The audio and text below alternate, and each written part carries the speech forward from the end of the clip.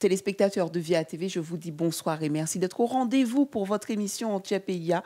Vous l'avez bien compris, on ne s'est pas arrêté là concernant cette magnifique histoire d'adoption avec Naïka. Et ce soir, je vous propose de finir tout simplement sur cette belle histoire, Naïka. Oui, une fin heureuse. Et sa maman est avec nous et elle témoigne ce soir dans votre émission en Tchèpeïa.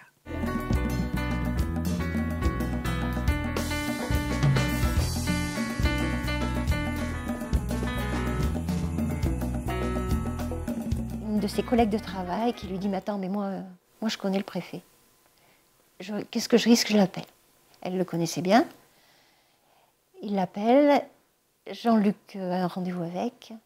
Et en 2 jours, il a le papier. Donc il m'appelle. Alors c'était très compliqué parce que là-bas, on était en pleine guerre civile. Donc quand on s'appelait, ça passait très mal. Et on n'avait pas le temps de se faire des discours. On allait vraiment à l'essentiel. Il me dit... ton visa va être prêt, tu vas le chercher, tu dis rien, tu restes calme, tu vas le chercher. Par contre, elle ne veut pas te le donner si Naïka n'est pas avec toi. Je lui dis, mais elle l'a vu. Il dit, non, non, il n'y a rien à faire, elle ne te le donnera pas si Naïka n'est pas là. Et à ce moment-là, j'appelle mon intermédiaire, je lui dis, il faut que tu me trouves un taxi pour m'emmener à l'ambassade de France pour que j'aille récupérer le passeport. Mais ça bougeait de plus en plus, on était en pleine guerre civile, c'était en 2004. Ça bougeait de plus en plus et on était, nous, métropolitains, très facilement repérables parce qu'on avait notre enfant dans les bras et on était soumis à des enlèvements. Donc il ne fallait pas se faire enlever. Donc les gens ne voulaient pas nous emmener. Ils avaient peur. Donc elle n'arrivait pas à me trouver un taxi. Elle ne voulait pas m'y emmener parce que ça avait énormément bougé pendant la nuit. Et donc il fallait qu'on trouve une solution. Je ne pouvais pas y aller à pied. Et donc elle me rappelle, elle me dit « Écoute, j'ai trouvé une solution, mais on va vous cacher dans la voiture. » Donc, c'était le lendemain matin. Je descends et le taxi ouvre le coffre. Il avait mis une couverture. Et elle me dit « Vous inquiétez pas, on ne va pas fermer le coffre complètement, vous vous cachez. » Et on a traversé Port-au-Prince, blottis l'une contre l'autre, jusqu'à l'ambassade de France. Et ça, je n'oublierai jamais. Mais il y a une chose qu'il faut savoir, c'est que dans ces moments-là, vous n'y pensez même pas. C'est presque naturel de se retrouver couché dans un coffre de voiture. Vous avez un instinct de survie qui vous ferait déplacer des montagnes. Vous n'avez aucun mérite. Et surtout l'instinct maternel de protéger. Même pas, vous n'avez même pas peur. Vous entendez cette voiture qui s'arrête, vous entendez des tirs, mais vous n'avez même pas peur. Vous savez qu'il faut y arriver, il n'y a pas d'autre choix, il faut le faire. Et cet instinct de survie, il est là. Et oui, vous déplacerez des montagnes. Donc on arrive à l'ambassade de France. La personne qui s'occupait de la sécurité de cette dame, qui avait suivi l'histoire il y avait 2 jours avant, il me dit, le passeport, il est sur son bureau. Surtout, vous dites rien. Vous prenez votre passeport, vous lui dites bonjour, vous lui dites au revoir, vous partez. Vous dites rien. Donc je suis rentrée dans son bureau, j'ai eu une belle leçon de morale. J'ai rien dit, mais j'ai eu mon passeport. Amen. J'ai envie de dire, oui. J'ai envie de dire amen. Et donc, du coup, là, grand soulagement. Un grand soulagement, on se dit, voilà, elle est à moi. On va rentrer à la maison. On va rentrer, ça y est, c'est fini. C'est fini. Sauf qu'on repartait le lendemain. Et le soir, ça bougeait beaucoup dans le quartier où on était. Ils sont venus nous chercher en nous disant, il y a des tirs, on descend dans une pièce en bas. Et Naïka a eu peur. Et puis bon, on se connaissait depuis 3 jours. Elle s'est mise sous le lit. Et c'était un lit bas, en fer, très lourd, et je n'arrivais pas à la sortir. Et je me suis dit, mais comment tu vas faire? Elle était en plein milieu, et je ne pouvais pas passer, je ne pouvais pas l'attraper. Et j'arrêtais pas de lui dire, il faut qu'on descende, là, on n'est pas en sécurité, il faut que tu viennes avec moi, allez, viens, viens. Et j'ai attrapé un choco BN, je lui ai tendu le choco, et elle est venue. Et maintenant, on en rigole. Et elle me dit, c'est elle qui me dit, tu m'as apprivoisée avec un choco BN. Et je l'ai faite sortir, et on a pu descendre. Mais c'est des enfants qui sont marqués, vous savez. C'est vraiment des enfants qui ont... Ils ont une mémoire terrible. Et d'ailleurs, elle ne dormait pas. Tout le temps qu'on est resté en Haïti, elle ne dormait pas. Elle me regardait dormir. Elle ne m'empêchait pas de dormir. Elle se mettait à côté de moi, elle s'asseyait dans le lit et elle ne dormait pas. Et ça lui a duré longtemps. La première année de l'adoption, quand on était rentrés, elle nous faisait ça. En pleine nuit, elle se réveillait, elle venait dans notre lit et elle nous regardait dormir. Il y a un vrai message, quoi qu'il en soit. C'est vous, mes nouveaux parents, c'est avec vous que je vais grandir. Je veux être sûre que vous êtes toujours là. C'est Et elle synonyme est de crochée, plein mais de choses, hein. Ça elle, pourrait être plein de choses. et quand on arrive à l'aéroport, je m'en rappellerai tout le temps parce que c'est quand le coffre s'est ouvert, c'est les casques bleus qui étaient là. J'étais pas la seule personne à qui c'était arrivé et qui nous ont dit c'est bon, c'est fini, on vous amène à l'avion. Et là, je pouvais plus m'arrêter de pleurer. Oui, il fallait tout lâcher. C'était terrible. Et à ce moment-là, à partir du moment où on a été dans l'avion, ma fille s'est endormie. Et elle ne faisait que dormir, elle ne voulait même pas manger, elle faisait que dormir. C'était Un soulagement aussi dur. pour elle, voilà. C'était très, très dur. Et donc, on était très attendus. Parce que quand on est arrivé, il y avait mon mari, il y avait ses 2 petits frères. Et ce qui est incroyable, et ça, il n'y a que l'amour qui peut faire des choses pareilles. La veille de partir la chercher, j'ai Tanguy, mon fils le plus jeune, qui vient vers moi et qui me dit « Tu sais, maman, j'ai peur d'être un peu jaloux. » Et je lui explique, je lui dis « Tu sais, je vais te dire quelque chose. Je suis sûre que quand elle va être là, tu ne seras pas jaloux. » Et quand on est arrivé en Guadeloupe, il l'a vue, il s'est précipité vers elle. Dans la voiture, il fallait qu'il lui prenne la main, on avait mis un siège auto, mais il fallait qu'il lui tienne la main. Il a voulu à tout prix lui donner le biberon. Il a voulu... C'était sa petite sœur. C'était son adoption aussi, à lui, tout de suite aussi. Ah mais on s'adopte dans les 2 sens. Oui, c'est ça. Et ça, c'est important. C'est pas dans un seul sens, on s'adopte dans les 2 sens. Ça. Il faut qu'elle nous adopte aussi. Oui. Et on parle toujours des adoptions en mal. On parle toujours des adoptions qui se passent mal. Et on ne parle jamais de celles qui se passent bien. Et il y en a beaucoup plus qui se passent bien que qui se passent mal. Et ça, il faut le savoir. C'est fabuleux. C'est quelque chose de fabuleux à faire, à vivre. Qu'est devenue Naïka? Donnez-nous, on a envie de savoir. Alors, du coup... Naïka, elle a grandi. Après, moi, il a fallu que je quitte les Antilles parce que j'étais fille unique, mes parents prenaient de l'âge et ma maman ne supportait pas de m'avoir à 8000 km. Donc, je suis rentrée. Et donc, Naïka a grandi là-bas. Et elle a grandi là-bas. Et ça a été très compliqué. Mais là, elle était la seule petite fille de couleur du village. Et ils n'y ont pas fait de cadeaux. Et personne ne lui a fait des cadeaux. Et ça a été très dur à vivre pour elle et pour moi. Moi, j'ai une chance inouïe, on n'a jamais été raciste envers moi. Je ne sais pas ce que c'est. Je ne connais pas le racisme. Mais je vous jure que quand ça touche un de vos enfants, c'est l'horreur absolue. C'est terrible, ça vous déchire.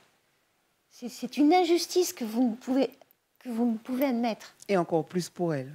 Et encore plus pour elle. Donc, on a fait des descentes à l'école, on a fait des descentes... il y a eu des choses terribles. Donc et elle ça a duré très longtemps, jusqu'aux études supérieures, juste après le lycée. Ah, quand même. Ouais. Au lycée, ça allait déjà un peu mieux, mais ça a duré... Mais alors, les premières années ont été terribles. Malheureusement, les enfants, j'ose croire que quand ils naissent pas racistes. S'ils le deviennent, c'est qu'ils entendent des choses à la maison. Et on ne lui a pas fait de cadeau. C'était la petite fille noire, c'était quand il y avait quelque chose, c'était toujours de sa faute. J'ai deux choses que j'oublierai jamais. C'est un jour où je l'ai surprise dans la salle de bain. On lui avait dit qu'elle était sale et elle se frottait la peau, mais elle s'en serait fait saigner. Elle est descendue, elle s'était rasée la tête parce qu'on lui avait dit que ce n'était pas des cheveux, que c'était une serpillière. Et c'est terrible de vivre ça. Et j'ai fait des descentes à l'école. Je ne comprenais pas pourquoi on ne leur apprenait pas cette différence. C'est terrible. C'est quelque chose qui est... mais d'une injustice. Elle me fait pleurer. Et voilà, et Naïka, elle a grandi comme ça. On a essayé de combler. En fait, son développement, peut-être, se serait mieux passé si elle avait grandi en Martinique ou en Guadeloupe. Ah oui, j'en suis convaincue. Et je m'en suis voulu. Je m'en suis voulu. J'en ai voulu à ma maman de m'avoir forcée à rentrer. Parce que j'arrêtais pas de dire, bon sang, si on était là-bas, ça serait beaucoup plus simple, mais tellement plus simple pour Oui, elle. parce qu'elle a déjà tellement souffert. Vous n'avez pas été à l'autre bout du monde pour lui faire vivre ça. C'est pas possible. C'est une injustice terrible. Et elle a entendu des choses terribles, même une fois grande. Et on a fait des dépôts de plainte, on a fait des appels, on a fait... Je me rappelle d'une fois où elle s'était fait traiter... dans un petit village de Savoie, où on s'en était pris à elle parce que les gens étaient trop lâches pour s'en prendre à nous. Et il s'en était pris à elle et il l'avait traitée de sale petite blague de merde. Et puis surtout, tu baisses les yeux quand tu passes à côté de moi. Et moi, ça avait été insupportable. Et j'avais un témoin, donc j'avais porté plainte. La plainte était revenue sans suite. Donc j'ai dit non, c'est pas possible. Il faut que je prouve à ma fille que ce qu'elle a entendu là, c'est pas possible. Elle peut pas l'entendre. Tout à fait. Et c'est pas normal. Elle n'a pas à l'accepter. Et donc on a fait appel. On n'a toujours pas eu gain de cause. C'est très très dur à vivre. Et puis elle a grandi. Elle a 22 ans. On a fait cette interview, mais avec l'accord de Naïka. Hein. Oui. Et pour ça, Naïka, moi, je lui dis merci. Oui, parce que c'est son histoire. C'est son histoire. Oui. C'est notre histoire. C'est son histoire. Oui. Mais c'est très dur pour elle d'en parler. C'est très très dur parce que moi, je ne voulais pas qu'elle perde ses racines. Pour moi, c'était primordial. Il fallait qu'elle... Et même encore, pour moi, je veux qu'elle soit fière de ce qu'elle est. Et elle est une jeune fille de couleur qui est notre fierté, qui fait ses études. Elle va sur un master dans l'art. Elle est sur Lyon. Et voilà. Ça se passe bien? Oui, ça se passe bien. Mais elle est blindée. Elle a une force en elle. Mais j'ai envie de dire, après tout ça... Elle est blindée. Elle est solide. Mais voilà, elle est... et puis elle est merveilleuse. S'il fallait